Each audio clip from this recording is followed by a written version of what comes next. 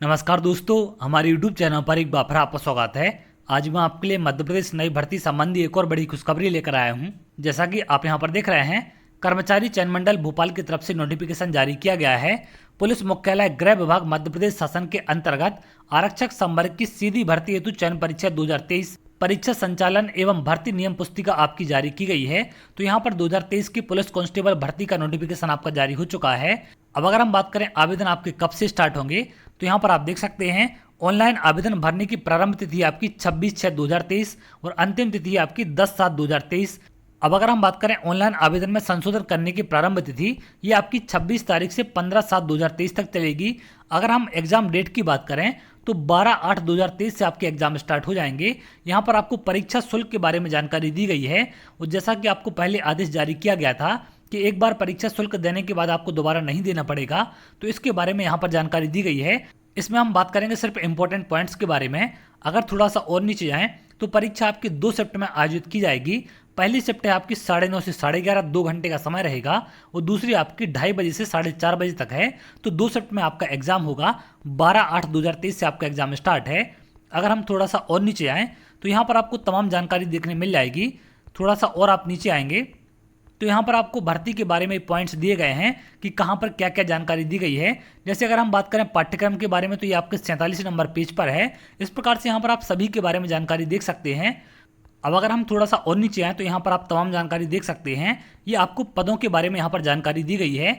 अगर हम बात करें आरक्षक सामान्य ड्यूटी वाले पदों की तो यहाँ पर आप देख सकते हैं 7090 पद हैं आपके।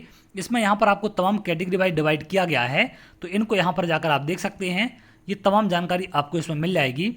इसमें अगर हम थोड़ा सा और नीचे आएँ तो यहाँ पर ये आरक्षण के बारे में आपको जानकारी दी गई है, तो इसको भी यहाँ पर आप देख सकते हैं। अब अगर हम बात करें कि कौन कौन इसमें आवेदन कर सकता है, तो यहाँ पर आप देख सकते हैं अभ्यर्थियों को भारत का नागरिक होना अनिवार्य है। तो अगर आप भारत के नागरिक हैं तो बिल्कुल आवेदन कर सकते हैं। दूसरे राज्य के अभ्यर्थी भी यहाँ पर आवेदन कर सकते हैं। यहाँ पर एक चीज और इन्होंने मेंशन की है, अभ्यर्थी के पास 10/7/2023 तक निम्नलिखित संबंधित सभी आवश्यक प्रमाण पत्र अनिवार्य रूप से होने चाहिए। आयु एवं उसमें छूट संबंधी, शिक्षा के संबंध में, होमगार्ड भूतपूर्व सैनिक, तो ये सारी चीज़ें आपके पास होनी चाहिए। और यहाँ पर जो तमाम जानकारी आपको दी गई है, ये सारे डॉक्यूमेंट्स आपके 10/7/2023 तक कंप्लीट होने चाहिए, तभी आप इसमें शामिल हो सकते हैं। इसके अलावा बाकी ये तमाम जानकारी इसमें यहाँ पर आपको दी गई है। अगर हम वेतनमान के बारे में बात करें तो 19,500 से लेकर आपका 62,000 तक है। और यहाँ पर वेतन आपको 70%, 80% और 90% के क्रम में पहले, दूसरे और तीसरे साल मिलेगा। जैसा कि आपने तमाम भर्तियों में देखा, तो वही नियम यहाँ पर रखा गया है। पदों की भर्ती के बारे में और ये जानकारी दी गई है कि पदों की संख्या कम ज़्यादा हो सकती है, तो इन सब बातों का भी आप ध्यान रखें। इसके बाद अगर हम थोड़ा सा और नीचे आएँ तो यहाँ पर आपको न्यूनतम शैक्षणिक योग्यता के बारे में जानकारी दी गई है कि 10+2 प्रणाली के अंतर्गत 10वीं कक्षा की परीक्षा अथवा हायर सेकेंडरी अथवा समकक्ष परीक्षा आपके पास होनी चाहिए, तो आप आरक्षक जीडी का फॉर्म भर सकते हैं। इसके साथ साथ अगर हम बात करें आरक्षक रेडियो ऑपरेटर का फॉर्म, तो इसके लिए ये तमाम योग्यता आपके पास होनी चाहिए, तो बिल्कुल आप इसमें आवेदन कर सकते हैं। लेकिन यहाँ पर एक बात का आप ध्यान रखेंगे, आरक्षक डीडी में 10वीं वाले अभ्यर्थी फॉर्म भर सकते हैं, लेकिन आरक्षक रेडियो ऑपरेटर वाला जो फॉर्म है आपका, इसमें कम से कम 12वीं पास आपको होना चाहिए, तभी आप इसमें आवेदन कर सकते हैं। और इसके अलावा यहाँ पर आपको निर्धारित आयु सीमा में छूट के बारे में जानकारी दी गई है।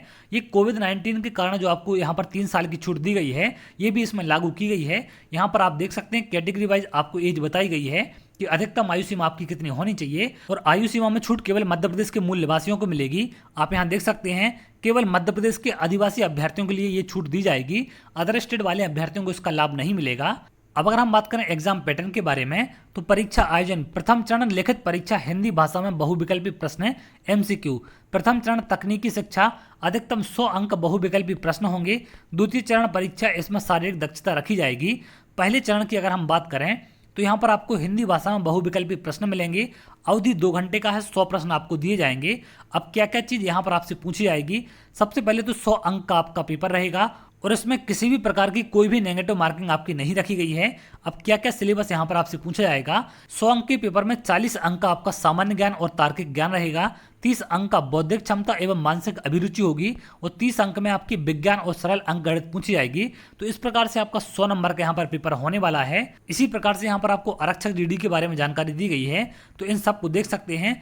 अब अगर हम बात करें द्वितीय चरण परीक्षा आयोजन की, तो पहले चरण में आपका 100 नंबर का पेपर रहेगा और दूसरे चरण में आपका फिजिकल होगा।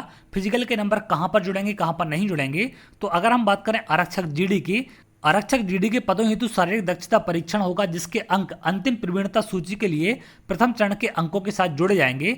तो अगर आप आरक्षक जीडी का फॉर्म भरेंगे तो आपकी फिजिकल और जो आपका पहला एग्जाम होगा, दोनों के नंबर से आपका कट ऑफ बनाया जाएगा, वो दोनों के नंबर इसमें जुड़ेंगे। लेकिन अगर आप आरक्षक ऑपरेटर रेडियो का फॉर्म भरते हैं तो इसमें आपकी फिजिकल के नंबर पहले चरण के नंबर में नहीं जुड़े जाएंगे, इस बात का आप ध्यान रखेंगे।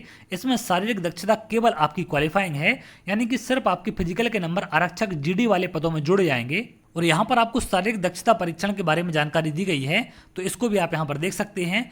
यहाँ पर आपको शारीरिक दक्षता परीक्षण में अधिकतम कुल योग का न्यूनतम 30% अंक आपको लाने पड़ेंगे, यानी कि 100 नंबर का आपका फिजिकल है तो कम से कम 30 नंबर लाना आपको अनिवार्य है, तभी आपके पहले चरण में अंकों को जुड़ा जाएगा। यहाँ पर अगर हम रेडियो की बात करें तो यहाँ पर 800 मीटर की दौड़ आपकी रहेगी और केवल 20% न्यूनतम अंक यानी कि 40 में से 8 अंक लाने होंगे, जिसके अंक अंतिम प्रवीणता सूची के लिए प्रथम चरण के अंकों के साथ नहीं जुड़े जाएंगे। और यहाँ पर ये तमाम जानकारी आपको मिल जाएगी। यहाँ पर आप फिजिकल के बारे में जानकारी देख सकते हैं, यहाँ पर आपको ऊंचाई के बारे में जानकारी दी गई है। इसके साथ साथ यहाँ पर आपको चेस्ट कितना होना चाहिए, कितना आपको फुलाना है, इन सब के बारे में आपको जानकारी दी गई है, तो इन सबको भी यहाँ पर आप देख सकते हैं। अब अगर हम बात करें आरक्षण के बारे में, तो यहाँ पर आप आरक्षण के बारे में देख सकते हैं। ये तमाम जानकारी आपको यहाँ पर दी गई है, किस प्रकार से आपको आरक्षण मिलेगा। महिलाओं को 33% आरक्षण इसमें दिया गया है। अगर इसमें हम थोड़ा सा और नीचे आएँ तो यहाँ पर आपको ये तमाम जानकारी मिल जाएगी। अब अगर हम बात करें वेटिंग लिस्ट के बारे में, तो यहाँ पर आप देख सकते हैं प्रतीक्षा सूची। तो यहाँ पर आपको विज्ञापित पदों की संख्या के 15% अभ्यर्थियों की प्रतीक्षा सूची बनाई जाएगी, यानी कि जितने आपके पद हैं उसका 15% अभ्यर्थियों को वेटिंग में रखा जाएगा और उसके बाद यहाँ पर आपकी वेटिंग क्लियर की जाएगी अगर खाली पद यहाँ पर होते हैं। इसके साथ साथ यहाँ पर और आपको तमाम जानकारी दी गई है, तो आप इसको कर्मचारी चयन मंडल की ऑफिशियल वेबसाइट पर जाकर डाउनलोड कर सकते हैं, वहाँ से आपको नोटिफिकेशन मिल जाएगा। और जो मेन इंपॉर्टेंट पॉइंट है वो मैंने आपको बता दिए हैं। आपका सिलेबस क्या होगा, फिजिकल कैसा होगा, कौन से में फिजिकल के नंबर जुड़ेंगे, कहाँ पर नहीं जुड़ेंगे आपके, और इसके साथ साथ आरक्षण कैसा रहेगा। पेपर आपका 100 नंबर का है पहला, वो फिजिकल के नंबर सिर्फ आपके आरक्षक जीडी वाले में जुड़ेंगे, इस बात का आप ध्यान रखेंगे। अगर हम बात करें योग्यता की, तो जीडी के लिए मात्र आपको 10वीं पास होना चाहिए, और अगर आप रेडियो आरक्षक का फॉर्म भरते हैं तो उसके लिए आपको 12वीं पास होना अनिवार्य है, तभी आप इन सब फॉर्म को भर सकते हैं। और इस फॉर्म को दूसरे स्टेट वाले भी भर सकते हैं, इसके बारे में यहाँ पर आपको तमाम जानकारी दी गई है। अब अगर हम बात करें फिजिकल के बारे में जो आपका 100 नंबर का होने वाला है, तो यहाँ पर आपको फिजिकल के बारे में जानकारी दी गई है। 800 मीटर दौड़ हेतु एक अवसर रहेगा, लंबी कूद गोला फेंक के लिए 3 अवसर आपको प्रदान किए जाएंगे। यहाँ पर और क्या क्या चीज़ें हैं अगर आप यहाँ देखें, यहाँ पर आपको अंक बताए गए हैं पुरुष के लिए। तो अगर आप 800 मीटर दौड़ इतने सेकंड में कवर करते हैं, जैसे 198.3 से अधिक सेकंड का समय लेते हैं, तो आपको 0 नंबर मिलेगा। अगर 196.4 से अधिक और 198.3 तक का समय लेते हैं तो 1 नंबर आपको दिया जाएगा। इसी प्रकार से लंबी कूद आपको यहाँ पर मीटर में दी गई है। 2.96 मीटर से अगर आप कम कूदते हैं तो आपको 0 मिलेगा। और यहाँ पर आपको गोला फेंक मीटर के बारे में भी जानकारी दी गई है, तो यहाँ पर इस प्रकार से आपको नंबर दिए जाएंगे, यहाँ आप देख सकते हैं।